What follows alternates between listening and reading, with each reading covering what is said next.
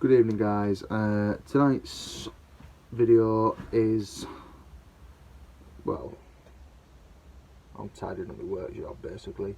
But if you like watching that, then well, this could be the video for you, because I am going to be tidying up my workshop tonight. Yay, can't wait. One of the boring tasks of wood turning, but has to be done. It's getting to the point where I'm getting sick of seeing it a mess, so I'm going to tidy up tonight. And you guys can watch. Isn't that great? But stick around, because I'm going to do a shop tour once I'm all tidied up. I'll show you some tools and some machines that I use. So here we go.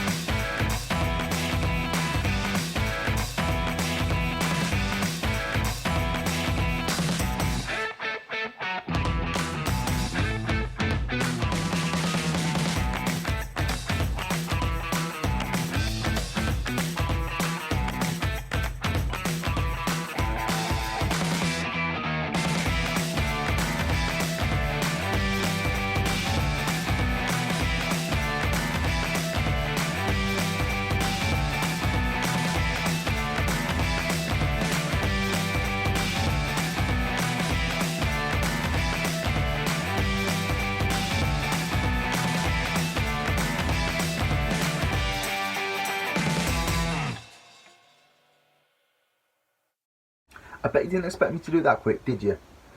I'm all tidied up now. You guys probably think it still looks a mess, but I call it organised chaos. So let's grab the camera, have a look around.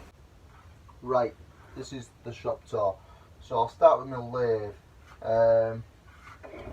Got that pencil lamp on it. You've already seen it, or you may have well if you follow me on Instagram. Yeah, so I can do 12 inches on the bed of the lathe. This headstock rotates out over, and I can do, well, a bit bigger than 12 inches. As big as I dare, basically. And then it's 36 inches on the length of it, so it's decent enough. Before I had this, I had a little draper lathe that went on my bench top. That could only do 7 or 8 inches, so I wanted something a bit bigger. Yeah, can't really fault it. It's a good bit of kit. Got some wood underneath, stored underneath.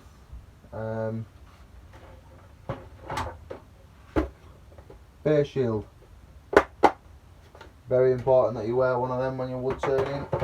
If anything, it just keeps shavings out your eyes. So, but if this isn't attached properly, or your wood is a bit got cracks and stuff in it, likely to chip, it will protect your face. Trust me, you don't want any of that hitting you in the face. I know from experience. As I move you around the shed, you'll now see I've got my tool rack here with my wood turning tools from Robert Solway. I've got a few carbide tools which I've just ordered off eBay. Get quite a lot of stuff off eBay, to be fair.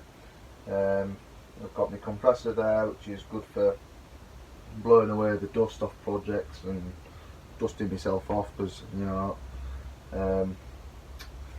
the missus doesn't like you going in the house all dusty, so you do have to clean yourself off after you've been in the shed. But I also need that for my resin projects as well, because that attaches to me pressure pot, which fills it up with air, which then gets the bubbles out of the resin projects, and then you have a good casting basically. I haven't really got many resin projects on the go, but that's the resin I use. It's resin for art. I've always used it. I've never had any problems with it. Always make sure your resin's warm when you want to use it. It flows a lot better and you get a better casting out of it basically. It is a 24-hour curing process, which I don't mind. I put it in the pressure pot overnight, and by the next night when I come it is solid, so it's ready to turn. That's about all I have to say on that side of things. Let's move you around. Moving you around again. So I've got a grinder come, well, it's basically, I sharpen my wood turning tools and my chisels on there. A sharp tool leaves a good finish, also means less sanding. I've got sandpaper up here for my orbital sander, which is again by Draper. That really does save some time, does that. It's battery powered as well, so it saves you getting tangled up in cords. I got the drill as well at the same time to match. They had a good deal on, so I snapped that off their hands.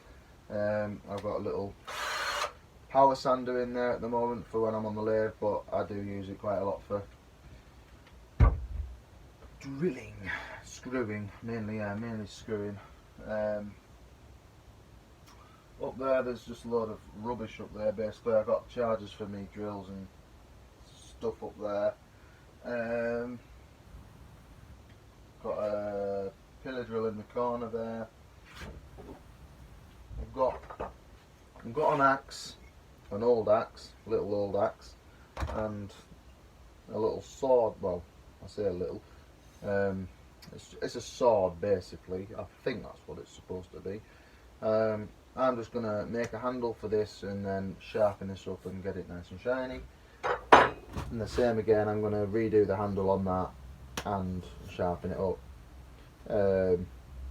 I'm going to try and video myself doing that, so stick around for that one. That one, I won't be far off starting them, so I might roll them into one, I might make 2 videos. I'll just have to see how long it takes me to do it. So yeah, my pressure pot is under there, out of the way at the moment. There's nothing in there at the moment, but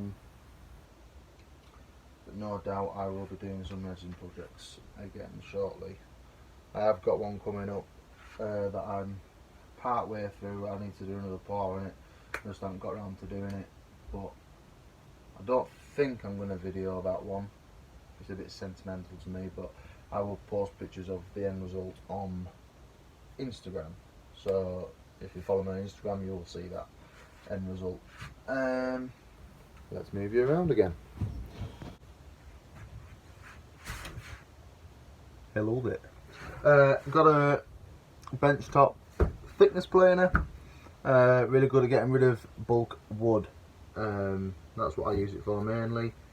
Sometimes you can, if you just adjust it slightly, you can take a finishing pass over it as well, so yes, it's very handy to have around, is that.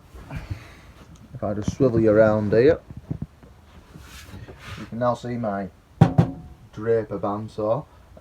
Again, I did have a smaller Draper bandsaw, which could only cut about 3 inches.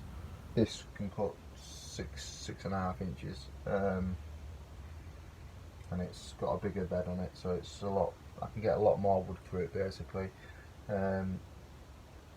It's, yeah, a meaty little thing. And then just real quickly up here, Just have a few finishes. So Chestnut Products friction polish. Basically apply that to your workpiece and then get another piece of I just use tissue paper and then buff it off. And then I also use a bit of Yorkshire grit sometimes, which is quite good. It's an abrasive paste. It's like sanding up to 400 grit, but then it also gives them a bit of a shine afterwards as well, so that's really good. Milliput, also a good product. It's basically a resin putty, so it comes in 2 parts and you mix them both together and then you apply them into your workpiece and then you just turn it off however you want it, obviously. I've got another cabinet down here. It's got loads of wood in. I'm not going to show you all the drawers, but they're all full of wood basically. I think that's probably got, oh no, wait, hang on. I do have this benchtop bench saw, which is by Lumberjack Tools. I have to say I've chucked a lot of hard work that way and it has not batted an eyelid. It has pretty much cut through anything I've thrown at it and still wants more. So yeah, it's a good bit of kit to have that. Just saves hand sawing as well. So I do have it on a chest of drawers at the moment, but for bigger projects I can pull it out the way and saw them out. So I think that's about it. So thank you very much for watching. See you next time.